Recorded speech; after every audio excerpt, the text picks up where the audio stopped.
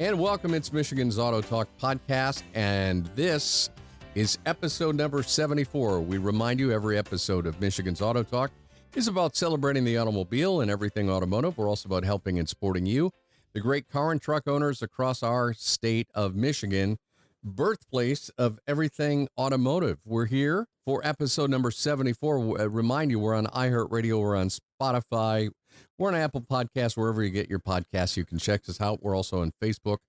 Just look for Michigan's Auto Talk. And Al Schwinkendorf, John Puhek, co-host of this program, are with us for episode 74. And Al, we've got kind of a West Michigan legend, media legend, and a guy who put together a really cool video for actually a couple of weeks ago at Dreamcruise. I don't know how he got into Rogers Plaza because I tried to get in later in the day on Saturday and I almost didn't make it out. But I'll let you introduce our special guest, Al. Well, you know, I did find one online when I was doing some research from a few years back, and it had a bunch of friends of ours, Bill Papke and his crazy car collection, and Eric Soya actually called me up and said, hey, my 39 Rolls is going to be in Dreamwheels. You need to get in touch with this guy. And then I look at it and I go, gosh, I know that name. And I think I spent some time in his driveway trying to get his hood open on his old Ford. So we appreciate you coming in, Tom Norton from it's WKTV, Wyoming Kentwood TV, correct? Yes, that's right, WKTV. All right. So tell us about Dreamwheels, and it's, you know, for people who couldn't get in there to actually see the event, I hear we're going to be able to watch it on, download it or stream it on the internet and watch it, which I think is very exciting. Right, exactly. Dreamwheels will be available on WKTV Video on Demand starting on September 14th. So just by visiting WKTV.org, they can find our on-demand services. Dreamwheels itself is really, we like to bill it as a one-of-a-kind concours event. Everyone in the car world certainly knows what the name concours means. What we decided to do back in 2013 was take the concept of the concours and kind of merge it a little bit with a Hollywood premiere. So we came up with this idea of rolling out a 135-foot red, 35-foot wide red carpet. And our first location was at the old Klingman's building, which was previously the Rogers department store on 28th Street. And boy, in those early years, we got gorgeous classics to sign up. And what they would do is the car would be announced, and it still is the case now. And the big red velvet drapes open up, and out rolls onto the red carpet these one-of-a-kind, gorgeous classic cars.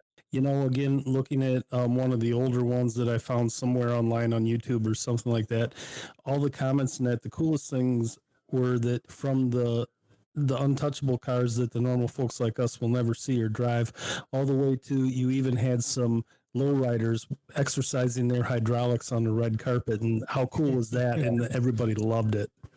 Yeah, very cool. I think myself, you know, I lived for a while in Los Angeles, and I worked for a production house. We produced for a number of automobile television programs that are aired nationally. And I remember one time being assigned to go to the Peterson Automotive Museum there on La Cienega in Wilshire.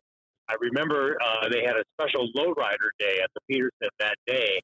And we were filming the lowriders from Los Angeles as they were coming in. And, I mean, I was just blown away by the skill of these guys and gals who use these hydraulics to transform these beautiful classic automobiles into further works of art. It's really a stunning opportunity for me to really kind of see the skill and the devotion that people can put right into classic cars. They're true artists, and you know that style of car is like really not for me. But anybody who engraves their valve covers and their bumpers and stuff, I mean, the craftsmanship in those is absolutely insane. I mean, they're not car guys; they're artists. I mean, they're both, but I mean, the artistry and the craftsmanship in those things is totally insane. There's nothing that even comes close to it in the car world. No, and you know it's funny. I remember the story. God, it was 22 years ago I did that story. But it was, I remember the story was that it was post-World War II when, thousands and thousands of aircraft were being retired out to the desert after the war was over. And it was teenagers that would drive out to the desert and they would take the hydraulic parts off of these aircraft. And they would go back into the Los Angeles neighborhoods and they would machine them into their vehicles to do, the cool hydraulic lift. Well, as time with the years ticked by, it just became more and more of an art form. And these teenagers grew up and they wanted to take it another step and another step and another step. And now it's obviously it's thought on nationally and internationally as well. And so I think the lowriders is one of those. It's like jazz music. It's one of those uniquely American things. Very, very well said. And I'll tell you that as a person who, back when we had magazines, I was a regular subscriber to Lowrider magazine just because I think they're incredible. But I never knew that. That's awesome. Puts a little history with it all. You yourself are a car guy. Tell us about your car and the story behind it. Oh, okay. Well, I'm on my second classic. My first was a 73 Monte Carlo, which I sold in. They always say you get your first classic because you have a sentimental or emotional connection to it. Well, I learned how to drive when I was 16 years old on a 1973 Monte Carlo, and I think it was that first taste of freedom that I had as a teenager, which really enamored me to that car many, many, many years later. Because when I decided to become a classic car owner in 2009, what kind of car are you going to get? What kind of car? I don't know, And it was a friend of mine who's passed now, but he said, usually you get something that you have a real sentimental or emotional connection to. I'm like, gee whiz, I'm not sure what that would be. And he said to me out of the blue, about a week later, he said, I was driving down Patterson Avenue towards 28th Street. And I saw this gorgeous emerald bronze 73 Monte Carlo, I said, oh, okay, I'll go check it out. I go and I took a look at it. I got in. It clicked. This was the car, not the car, but this was the type of car that I learned how to drive in. And I thought, that's my emotional connection. So I bought it. And it was a joy to drive for 10 years. And so I sold that one. And then more recently, during the height of the pandemic, I purchased a sight unseen 1958 Ford Fairlane 500 retractable Skyliner. I purchased that from Seattle, Washington. And sight unseen, so I was pretty nervous about wiring that money, wanting to make sure, golly, am I wiring this to Nigeria? Where's this money going? I wanted to make double. Get that. We see sight unseen cars all the time, man. I know exactly what you're thinking. Yes, I was. I was one nervous guy, and so anyway, so then I purchased the car, and it took. They shipped it from Seattle, and have ever since. It came in just about a week before Christmas, so I had to wait until April to be able to drive it. But it's been a lot of fun ever since. That's cool, and it's a beautiful ride. He had it in the shop, and then I got to call the hood won't open. In the Fairlane, like old Corvettes and Thunderbirds and Jaguars and stuff like that, the hood opens towards the front. And where Americans just put hood pins in to hold the hood down, the Europeans started the thing with the backwards opening hood, because I don't know if you've ever driven a car when the hood's popped open on you going down the road at speed. I've had that happen. It takes out the windshield, you fill your pants, it does the whole thing. And he says the hood won't open. I'm like, oh, crap. But I get a hold of a guy who makes a ton of old Ford parts named Dennis Carpenter, he's kind of a shirt sleeve friend, and I call him up. He goes, pop the radio, there's an access panel by the windshield wipers, you can get in there and you can pop it. And I pull into his driveway, really scared that I'm not gonna be able to get this hood open, and the battery was dead, but we did it, and I hope it's still working. Oh, that's great.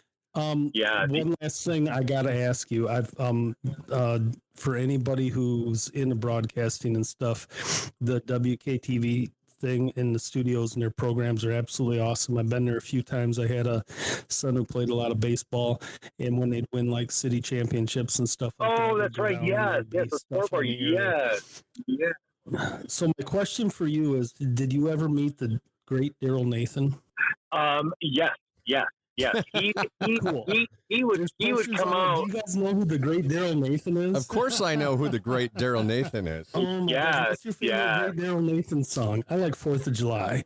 Yeah. We play that every year on the 4th of July when we get up, because the great Daryl Nathan, really? That's like wonderful. He was for real. That's awesome. It's a great memorial tribute to him, because he did. He was one unique individual. That's for sure. That's a fact. He had a I would say it's a cult-like following, and yes. Anybody who knew that area or saw the program, you know what you're talking about. Hey, Tom, before we run out of time here, I want to talk about what you shot on the Dream Cruise, what listeners of this podcast can expect when they watch the show. So it's just a parade of what you would call high-end cars that were at the 2022 MetroCruise. Is that a fair way to summarize it? Yeah, precisely. I mean, you'll see a 1942 Chrysler Woody. You'll see 59 Cadillac. This is the Eldorado. You'll see the 1960 Cadillac, 1954 Buick Skylark, a number of beautiful cars. And now next year, we're looking to try to take the show back across the street to the old Klingman's building. That parking lot was wonderful for us because we had essentially the entire parking lot to ourselves. And Phil, you had mentioned what a tight squeeze it was over at Rogers. It was almost impossible, and I'm being honest. No knocks against the Wyoming Chamber, but it was almost impossible to navigate. And if you were in there, I was in a car. It was almost impossible to move through there. You couldn't, and part of that, I have to say, was our fault because we had such a large footprint within that relatively small parking lot for such a large event. That's why we're hoping to go back across the street. And also across the street, there's that graceful portico on the side of the building. That's what we use to hang the red drapes and have the cars roll out from. And then there's also, for next year, there's also the possibility of going to Woodland, which is also gradually becoming much, much more of a collector area as a part of Metro. Gradually it is. I think people are getting Wyoming so packed, I think that they're migrating down there. Well, you remember, you guys remember when MetroCruise started in 2005, it went the entire length of 28th Street, 05, 06, 07, 08, and then I remember 09 it rained, and then 10, 11, and then for some strange reason, it started to wither a little bit. And now it's expanding once again. So we think it's going to be really cool if MetroCruise expands way back down all the way to the end of 28th Street Cascade. Beautiful. Tell us one more time how people can check this out next week. And we really appreciate having you on, and hope we can count on you next year to give us an update. Oh, by all means. It was a lot of fun. And that's Wednesday, September 14th, Dreamwheels 2022. Will be available on WKTV on demand by visiting WKTV.org. Yeah, and you guys have a live stream. If you go to WKTV.org, you can watch Wyoming Kentwood Community Television anytime. You can watch WKTV online, and it's just, as you said, Al, it's a great place for anyone to learn about television, get involved, and just one of the mainstays. You guys have been around there for 48 years. Yeah. So almost half a century. Yeah, we're one of the oldest. We're one of the oldest community media stations in the United States, and one of the largest. And we're grateful to the cities of Wyoming and Kentwood for providing that support. No tax dollars. I will quickly say this. Not one red penny of tax money supports WKTV. Yeah. But And we're grateful for the internet because for a while I lived in Kentwood and you could get that as public access. And then for years I couldn't. And now that the fact that we can go online and watch it is so cool. Everybody, it's open to everybody. That's great. Exactly. And we now have a new podcasting facility. We have a whole podcasting studio that's now open. And so there's all these different variations of media that people can create. And our doors are open from 9 in the morning till 10 at night. Very cool. Very cool. WKTV.org. Tom Norton is the grand poobah. He's the big cheese. He's the godfather of WKTV and also the executive producer and brains behind the Dreamwheels event, which was, how many years was it this year, Tom? Well, we were on hiatus with Dreamwheels for probably about, I would say about 4 or 5 years. You guys, do you remember our old host, David Nisley? Yes. David Nisley. He hosted with Kim Carson back in the day. He hosted every year at Kim. And David was tragically killed in 2016, just 4 months before the show. So Tony Gates was generous enough to come in and step in for David. And then after that, the show just went on hiatus. But it's back, and it's going to be better than ever before. All right. Thanks for rejuvenating it. That's cool. Yeah, good stuff. Very, very good stuff. And most importantly, you can check it out at WKTV.org starting September 14th. Tom Norton with us on this episode of Michigan's Auto Talk podcast, episode number 74. You guys, any final thoughts on that? I know, Al, you tried to get down there. For coming on, I think that's cool. I think coming up, we've got a few things. We've got a really cool story about the Chevrolet brothers and how that all went down. We've got an epic story about Checker Motors down in Kalamazoo. And John's got some buddies who grow blueberries who are fighting this thing on the right to repair. And we've never really had a good way to tie it into what we do here. But suddenly some new stuff has gone down in Washington to make that happen. This is like the second time that the right to repair has been challenged by automotive stuff. And so we're going to do a show on that, and he gets to show their view of it, and we get to talk about how it affects our listening community and the cars they drive every day. So just some upcoming stuff that I think will be cool. All right, good stuff. Puick's been almost dreadfully silent. I'm assuming you've just worked him to the bone. Is that what it is? Yeah, I did. Yeah, that's how it goes. Yeah, I was just wondering how much red paint it took at the end of the car show to keep that red carpet clean after all those cars went through. I bet you maybe 1 or 2 cans at least. Was it purchased or was it rented? Every now and then. Yeah. So we'll see if any tires drive off when they got red on them. Yeah, and I'm looking at. There you go. I'm looking at the carpet right now, guys. It looks pretty good. It's this is on their Facebook page, 28th Street MetroCruise, and I just one on YouTube from like 2013 or something like that. Okay. And it's pretty cool. They got like these 30-foot tall red curtains that open up like an old theater, and then some old Rolls Royce or something pulls through and stuff, and then behind it's a '64 Impala with hydraulics, and the guys out there dancing on the carpet and stuff. And for me to go fight the crowd and go see that, there's no way I'm going to put up with that. I'm too old, but I will watch it on the computer. Yeah. Well, and I got to tell you this: you look at this, and a lot of people think public access television. They think low budget production. This looks like something from a major TV production. This is first class, and we will definitely have a lot of people who will want to check this out. I can picture us being a part of this where we could talk to these people after they come off the red carpet. We can get them on the Auto Talk podcast. So bonus content in partnership with WKTV. Save the date. Table on the side, and when we know a ton of those car owners, John. If you go check one out, half these people that come down we know, and they could come over and yak with us for a little bit. That'd be cool. And if you're ever in Clyde Park and 76th Street area, go check out the WKTV studios. it's really cool. And you can stand there and watch through some windows while they're recording stuff, and people just come in there and do things. I mean, the couple times I've been down there were like when Connor was playing baseball in like a county league or a city league or something like that in the summer.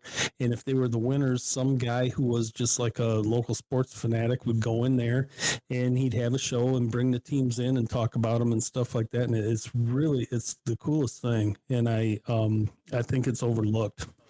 Yeah, it takes a lot of time to put these productions together. So hats off to Tom Norton and the crew at WKTV for putting this together. Pretty impressive. And most importantly, that puts the wraps on episode number 70.